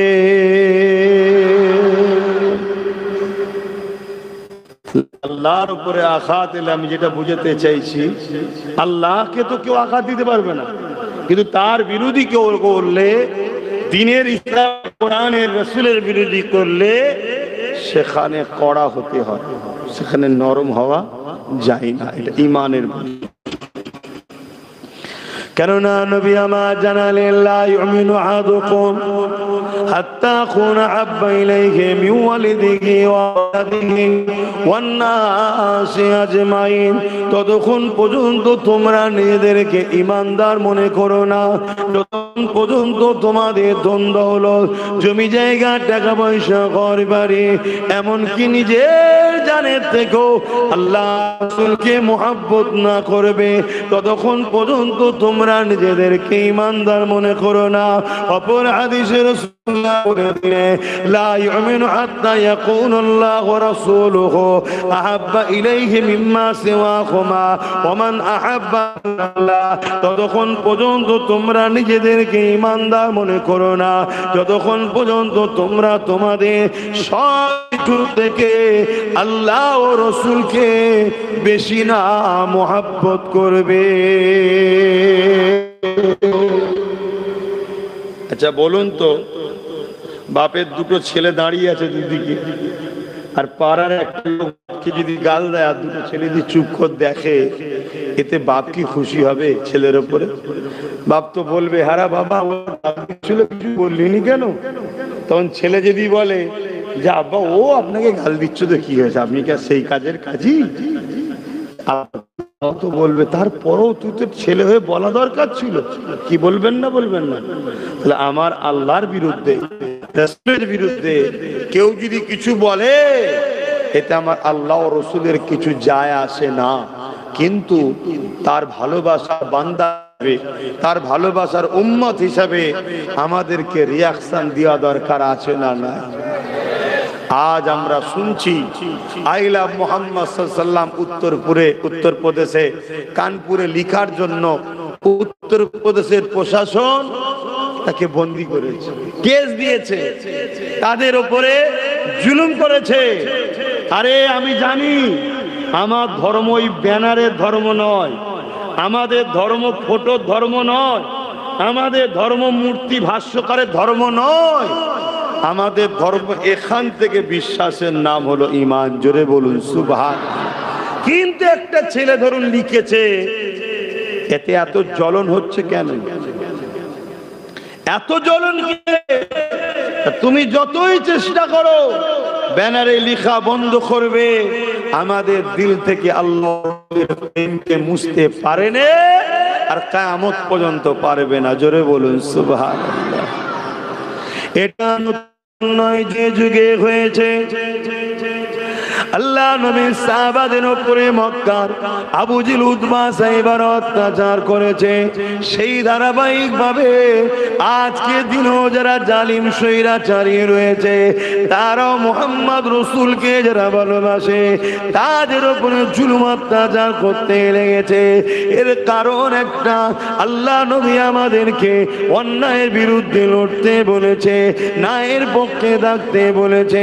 এই জালিমদের বড় ভয় হয়, আমাদের দিল থেকে নবীকে না বার করতে পারলে, আমাদের দিল থেকে আল্লাহকে না বার করতে পারলে, এরা আমাদের কখনো মিটাতে পারবে না। এই জন্য এরা বারবার চেষ্টা করে।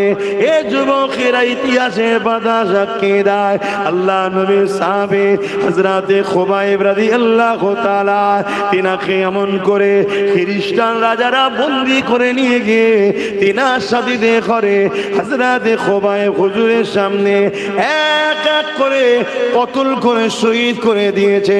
আর হযরতে খুবাইবকে বারবার বলতে লেগেছে, হে খুবাইব, আল্লাহকে ছেড়ে দাও, মুহাম্মদ রাসূলকে ছেড়ে দাও, নাই তোমাকে শহীদ করে দেওয়া হবে। হযরতে খুবাইব হুজুর সাথী ভাইদের শহীদ করার দৃশ্য দেখে হুজুর আমার কেঁদেছে, কিন্তু জবান দিয়ে একটাই কথা বলেছে, এ জালিমরা যতই জুলুমের স্টিম রোলার চালাস না কেন, মুহাম্মদ রাসূলকে যে একবার দিল দিয়ে দিয়েছে তার দিল থেকে কখনো আল্লাহ ও নবীকে বার করতে পারবে না। আরো জোরে বলুন সুবহান আল্লাহ। এটা সত্য না মিথ্যা? তাই আজ ইসলামের দুশমনরা নতুন ফোন দিয়ে এঁটেছে কি, আমাদেরকে খাদ্যর মাধ্যম দিয়ে আমাদের দিল ইমানকে দুর্বল করছে। খাদ্যের মাধ্যম দিয়ে হারাম খাদ্য আমাদেরকে খাওয়ানো হচ্ছে, বিভিন্ন অ্যাঙ্গেলে বিভিন্ন ভাবে আমাদেরকে হারাম খাদ্য খাইয়ে দেওয়া হচ্ছে। এখন এই বিষয়গুলো আমার জাতিকে সজাগ করানো দরকার আছে না? কিন্তু সজাগ যখনই করতে যাব আমার সঙ্গে টক্কর হয়ে যাচ্ছে জালিম শাসকদের। কেন আজকের দিনে বুকে হাত দিয়ে বলুন, আমার দেশে কেন্দ্রে যে সরকার আছে সে ইসলামের পক্ষে না বিরুদ্ধে? এটা সত্য না মিথ্যা? তাহলে আজ যখন আমি তারা কিভাবে আমাদেরকে মিটাতে চাইছে, আমাদের যুব সমাজ, আমাদের বুনেদের ঘরে আমাদেরকে কিভাবে অ্যাটাক করছে, কোন তারা আমাদেরকে দুর্বল বানাচ্ছে, এটা যখনই বলতে যাব তাহলে তাদের সঙ্গে আমার টক্কর হবে। কিন্তু এই টক্কর যদি আমার কওমের লোকই আমাকে ভুল বোঝে, কওমের লোকই যদি আমায় খারাপ বোঝে, তাহলে দুঃখ রাখবো কোথায়? কিন্তু কম কথা তো ভাবতে গেলে হবে না। কমের 4টে লোক 5টা লোক নিয়ে তার কম নয়, ঠিক না বে ঠিক গো? নতুন প্রজন্ম উঠছে, এদের কথাও ভাবা দরকার আছে না? না তাহলে আমাকে তো হক কথা বলতে লাগবে নাকি গো? ভাইরা, নওজওয়ানেরা, তরুণেরা, এ নবী পাকের প্রেমিকেরা, খুব সাবধান হয়ে যাও। গুনাহ 100-র মধ্যে 70 হলো এই মুখের দ্বারা হয়ে থাকে। 100টা গুনার মধ্যে 70 ভাগ এই মুখের দ্বারা হয়ে থাকে। 100 ভাগের মধ্যে মুখ যে সামলাতে পেরেছে সে বহুত কিছু করে ফেলেছে।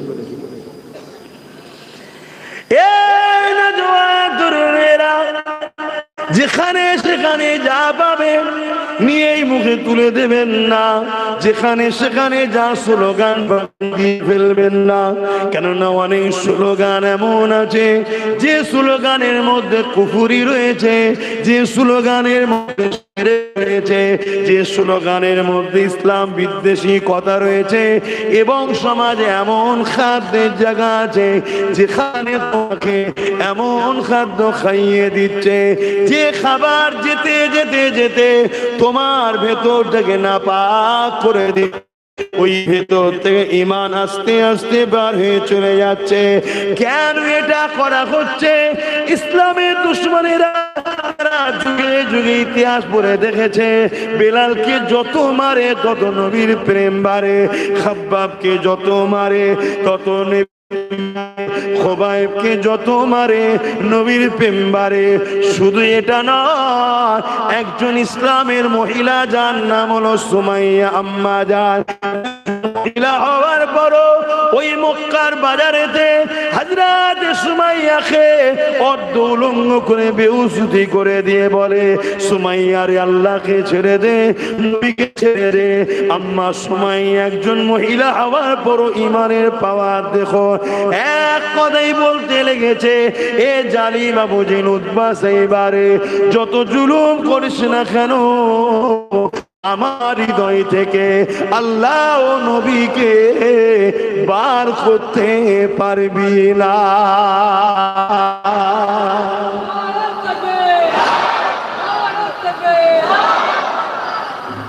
ভাই আমার এমনি আধ ঘন্টা গাড়ি লেটে ঢুকেছে, কথা বুঝে আসছে, রোজ রাত হয়ে যাচ্ছে ঘরে যেতে।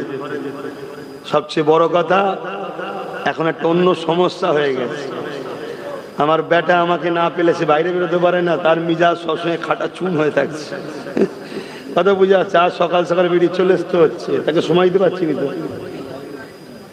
কথা বলে তাকে সময় দিতে পারছি না, তার মিজাজ সবসময় বোম হয়ে যাচ্ছে, একেও তো তুলে ঘোরাতে হবে। আর আমাদের পরিবারের মেয়েরা তো বাইরে বেরোয় না, কথা বুঝে আসছে তো নাকি? এখানে অনেক মা বোন আছে, এই গ্রামের অনেক মা বোন যায়, আমার আম্মাকে কখনো দেখেছে কি আমি জানি না।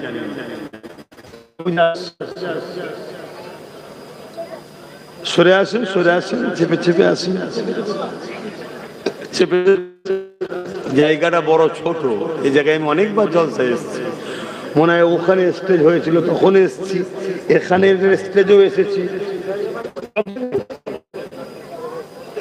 দরুদ শরীফ আল্লাহুম্মা সাল্লি আলা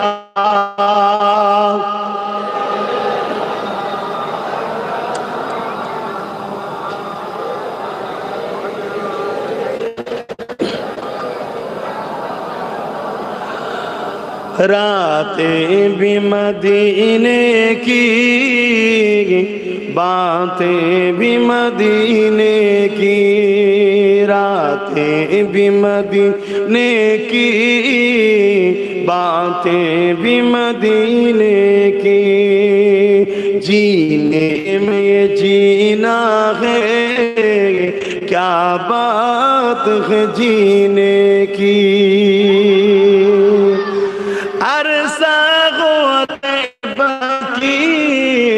जिस गलियों से गुजरे,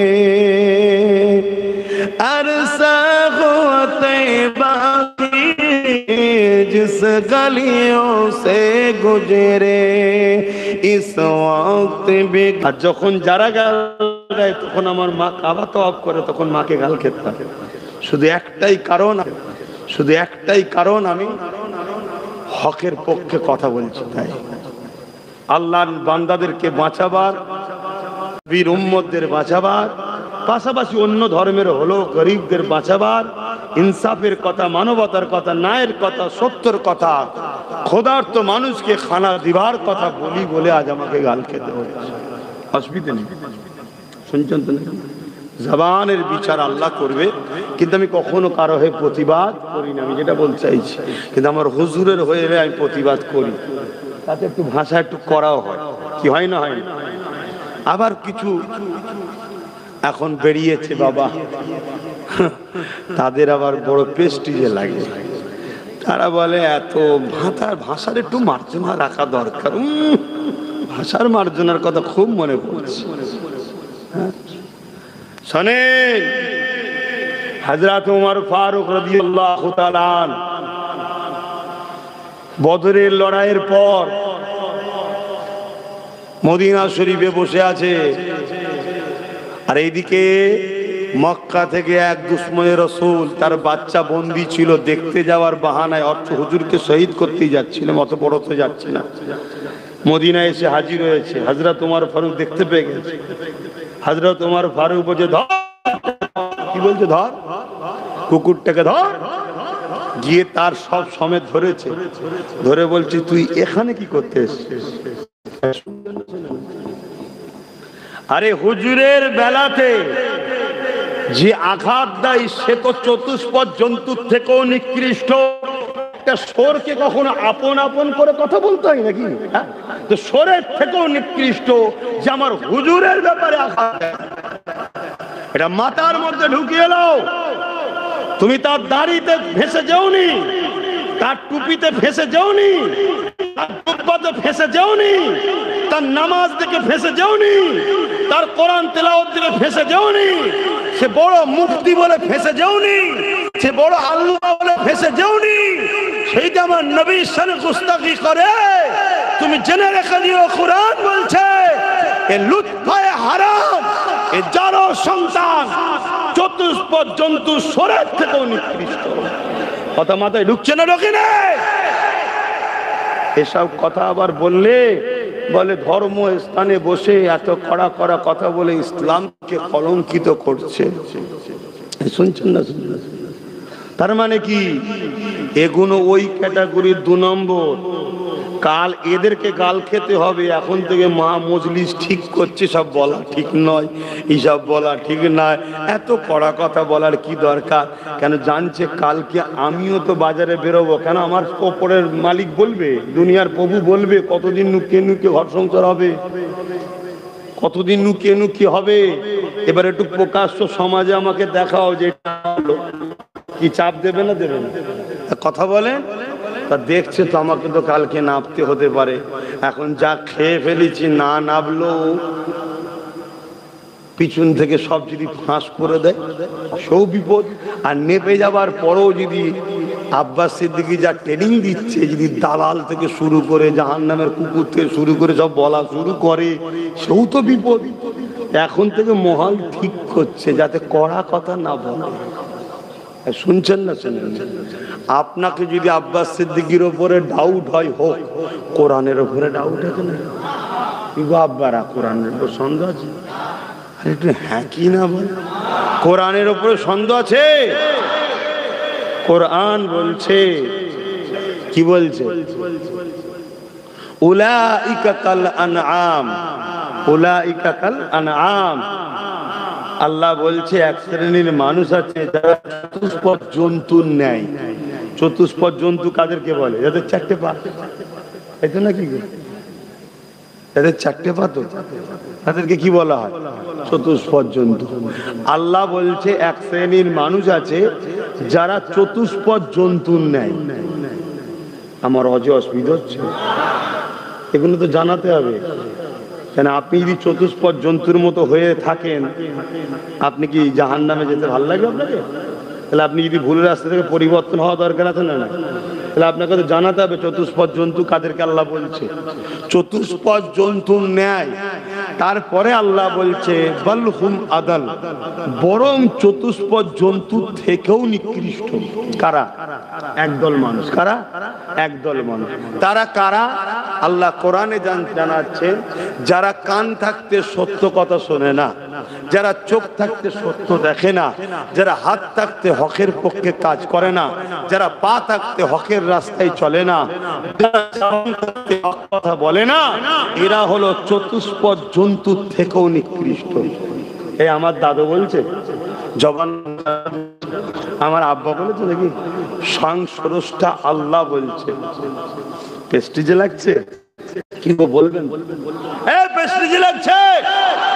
তোমাদের এই পাশে কিছু দূরে মধ্যম গ্রামে আমার তিলক তোমার বোনটাকে, সে হতে পারে অন্য ধর্মের মেয়ে, মায়ের জাত, তার উপরে যেভাবে হসপিটালে অত্যাচার করা হয়েছে, বলো যারা এই অত্যাচার এদের ঘরে চতুষ্পদ জানোয়ারের থেকে নিকৃষ্ট বলাটা কি ভাষা খারাপ হবে? জোরে বলো। এইটাই তো কথা। আর যে এই পৃথিবীতে রেপকে রুখেছে, সেই মোহাম্মদ রসুলের উপরে যে আঘাত দেয়, তাকে কি বলা যাবে? কথা মাথায় শুনছেন না? কেন? শরিয়াতকে বোঝো। আমরা নিজেরা পাড়ায় মামাসি তুলে, বাপ তুলে, গোষ্ঠী তুলে গাল দিই নিজেদের স্বার্থে। ওটা অন্যায়, ওটা হারাম। তখন মনে থাকে না যেন কি করছি। কথা বুঝছেন না? বোঝেন না? যারা এখন আমার বিরুদ্ধে কথা বলছে, একটা সময় ক্যাসেট খুললে দেখা যাবে এমন এমন ভাষা মাইকে বসে বলেছে যে কোনো বাপ বেটা একসাথে বসে শুনলে একে অপরের মুখে দেখে মুখে লজ্জা ঘুরিয়ে দেবে। আচ্ছা আমি কি বলেছি? আমি বলেছি আমার হুজুরে যারা বিরোধী করবে তারা মানবরূপী পশু, তারা জাহান্নামের কুকুর। কোরআনের ভাষায় তারা নুতফায়ে হারাম, অবৈধ সন্তান। আল্লাহ বলছে কোরআন, আল্লাহ কোরআনে বলছে। তাহলে আমার কথা তো নয়, মুখটা তো আমার। এটা বলতে সমস্যা কোথায়? চলে আসেন, আমি যে কথা বলছিলাম, কোন কথা বলতে গিয়ে দিক চলে গেলাম? হ্যাঁ, কোন কথা বলছিলাম?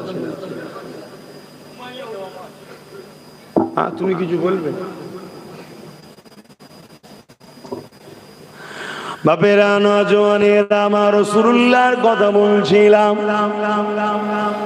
কবে আমার নবী মদিনার অলিগলি দিয়ে ঘুরেছে, মক্কার অলিগলি দিয়ে ঘুরেছে, কি আজ আপনারা শুনছেন? সেই নবী পাকের শরীরের পাসিনা খুশবু আজ মক্কা মদিনার অলিগলিতে পাওয়া যায়। এটাই বলছিলাম। বলতে গিয়ে বলছিলাম কি, যারা আমার নবীর উপরে আঘাত দেয় একটু কড়া আমার কথা হয় বলেছিলাম, তারপরে ঘুরে গেছিলাম। যারা আমার নবীর বিরোধী করে, আই লাভ মোহাম্মদ রাসূল, যাদের অ্যালার্জি হয়, ওদেরকে যদি বলা হয় ভাই তুই একবার কাছে আয়, কারো যদি জেন ধরা রুগী থাকে ওকে নিয়ে যদি একবার শুকানো হয়, এমন গন্ধ বেরোচ্ছে জেন বাবারে মারে বলে পালাবে। আবার আমার নবীর বিরোধী করে আছে, কথা বলেন ভুল বললাম? আচ্ছা, আপনারা যদি আমার নবীর হন, আমার হুজুরের পক্ষে বলছে। এবার সবার ভাষা ভাব মিষ্টি হয়।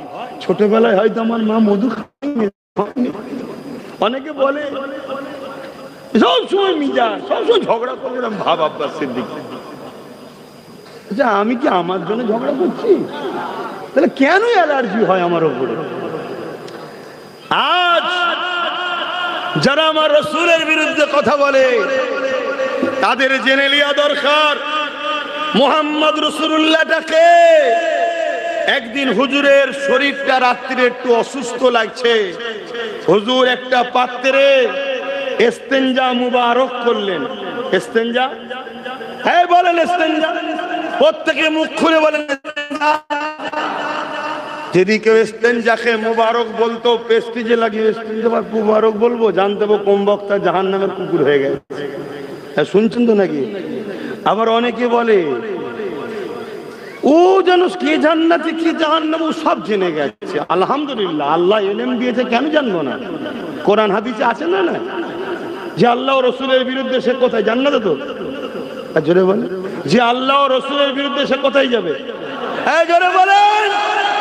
বাবা, তোমরাও জেনে গেছো? ওই কপাল ফাটা মলি সাহেবরা বুঝতে পারছে না। তাহলে জানতে হবে এরা অন্য কিছুতে চলছে। ভাইয়ের আমার, আমার নবী পাক সাল্লাল্লাহু আলাইহি ওয়াসাল্লামের ইস্তেঞ্জা মুবারক, পিশাব মুবারক একটা পাত্রে করলেন। করে হুজুর ওই নিচে ঘরের একটা খাট বা সোফা যাই হোক তার তলায় রেখে দিলেন। সকালবেলা যে ঘর পরিষ্কার করে, হুজুরের দরবার পরিষ্কার যে করে, সে এসে ঘরের ভেতর থেকে খুশবু আর খুশবু। জোরে বলুন সুবহানাল্লাহ। আরো জোরে বলা যাবে না? আরে আল্লাহর নাম নিতে গিয়ে যদি শিরা ফেটে যে মরে যায়, মরে যাব। একবার বলুন না সুবহানাল্লাহ। আরো একবার বলুন আল্লাহু আকবার। আল্লাহু আকবার, আল্লাহু আকবার। কে তৈরি করেছে? আমার আল্লাহ তো তৈরি করেছে, তার বন্ধুকে। আমরা মাটির রসে তৈরি, আমাদের গা দিয়ে কি হয় আর বলে কাজ নেই। রাসূল পাক সাল্লাল্লাহু আলাইহি ওয়াসাল্লাম হলেন নূরে মুজাসসাম। জোরে বলুন সুবহানাল্লাহ। আমার নবী পাক সাল্লাল্লাহু আলাইহি ওয়াসাল্লাম এমন করে জিজ্ঞেস করছে, খাদেম যে এসেছে সে তো খুশবুতে দিবানা, দিবানা হয়ে কোথা থেকে খুশবু? খেয়াল করে করে করে করে পাত্রের কাছে গিয়ে দেখছি খুশবু পাত্র থেকে বেরিয়ে গেছে, পানি রয়েছে, দিবানা হয়ে যে পান করে নিয়েছে। কথা বুঝে আসছে? পান করে নিয়েছে। আল্লাহ নবী এমন সময় এসে এসে জিজ্ঞেস করছে, হ্যাঁ গা, এই যে একটা পাত্রে ছিল সেটা কোথায় ফেললে? কোথায় ফেললে? বলছে হুজুর ওটা কি ছিল? বলছে বাবা কাল একটু শরীরটা খারাপ লাগছিল, তো ওই পাত্রেতে ইস্তেঞ্জা করেছিলাম। তখনও ভাবছি ইন্নালিল্লাহ, আমি কি করে ফেললাম। হুজুর এখন যদি আমায় বকে কি হবে না হবে। তো হুজুর সেটা আমি নিরাপদ জায়গায়, আল্লাহ নবী বলছে বাবা যেখানে ফেলবে যেন কারো পা না লাগে, একটু দেখে শুনে ফেলো। শুনছেন কি বলছে? তখন সাহাবী খুশি হয়েছে, শান্ত হয়েছে যে হুজুর এমন জায়গায় ফেলেছি, এমন জায়গায় রেখেছি কেউ বেয়াদবি করতে পারবে না। কোথা ফেলেছো বাবা? হুজুর খুশবুর চোটে পান করে ফেলেছি। বলুন সুবহানাল্লাহ। হায় হায় হায়, আরে দুনিয়া ওয়ালা, হতে পারো তুমি কোন দেশের রাজা, কোন দেশের মহারাজা, কোন রাজ্যের সিএম, পৃথিবীর রাজা হতে পারো, মুহাম্মদ রসুলের পায়ের ধুলো তো অনেক দূরের কথা, মুহাম্মদ রসুলের ঘোড়ার পায়ের ধুলোর উপযুক্ত হতে পারো না। কে মুহাম্মদ রসুল্লাহ? শোনো, যার নামে অ্যালার্জি হয়, এই পৃথিবী তৈরি হয়েছে জিনার জন্য, তিনিই তো হলেন মুহাম্মদ রসুল। জোরে বলুন সুবহানাল্লাহ। তো ভাইরা আমার, আল্লাহ নবী কি বললেন? এ বাবা তুই কি করলি? পিশাব পান করে ফেললি, এ বাবা তওবা কর, আস্তাগফিরুল্লাহ পড়, এসব বলেছে। আল্লাহ নবী বলেছে যাও, তো সাত পীরের ছেলের গা থেকে মিশক আম্বারের খুশবু বেরোবে। জোরে বলুন সুবহানাল্লাহ। কিতাব বলছে তার ছেলের গা থেকে খুশবু বেরোতে এলাকার লোক খুশবুতে পাগল হয়ে যেত। জোরে বলুন সুবহানাল্লাহ। আজকে যারা বিরোধী করছো, তোমাদের সকালবেলা কি হয়? আর বেশি ডিপে যাচ্ছি না, কি গো কথা খারাপ লাগছে নাকি? হ্যাঁ, মসজিদ গুলোই যখন আমরা যাই ভোরবেলায়, বাপ রে বাপ, ব্রেনের ঝাঁঝে চোটে সব যা থাকবে মশলা বেরিয়ে যাবে। যাও, হ্যাঁ, খুব সাবধান, আমার হুজুরের বেলায় খুব সাবধান। সেই নবী পাকের শরীরের খুশবু আজও মক্কা মদিনার গলিতে পাওয়া যায়। জোরে বলুন সুবহানাল্লাহ।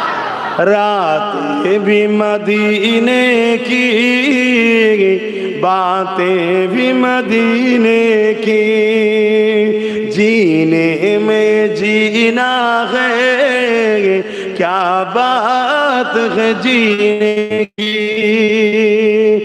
अरसा तैबा की जिस गलियों से गुजरे, अरसा तैबा की जिस गलियों से गुजरे, इस वक्त भी गलियों से खुशबू है पसीने की।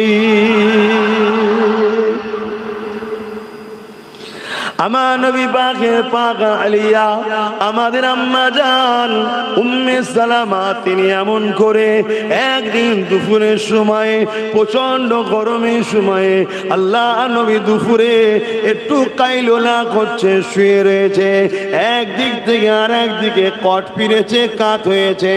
আম্মা জান একটা পাত্র নিয়ে এসে আমার নবী পাকের শরীর থেকে যে ঘাম বেরোচ্ছে, পাসিনা বেরোচ্ছে, ওই ঘাম পাসিনা গুলোকে এইভাবে হাতে করে টেনে টেনে ওই পাত্রে নিতে লেগেছে। আল্লাহ নবী বললেন কি করছেন আপনি? ওই সময় আমার নবী পাকে বকে ওই পাক আলিয়া বলতে লেগেছে, ইয়া রাসূলুল্লাহ, হাবিবাল্লাহ, গরিবের ঘরে ছেলেরা যখন কোনো বিবাহতে যায়, বিয়েতে যায়, তাদের আতর কেনার, খুশবু কেনার অর্থ থাকে না। ইয়া রাসূলুল্লাহ, হাবিবাল্লাহ, আপনার এই পাসিনা পাত্রে করে ভরে তাদেরকে দে। এটা যখন তারা মেয়েকে কোনো অনুষ্ঠানে যায়, সবাই বলতে লাগে, এ খুশবু তোমরা পেলে কোথা থেকে? আরো জোরে বলুন সুবহানাল্লাহ।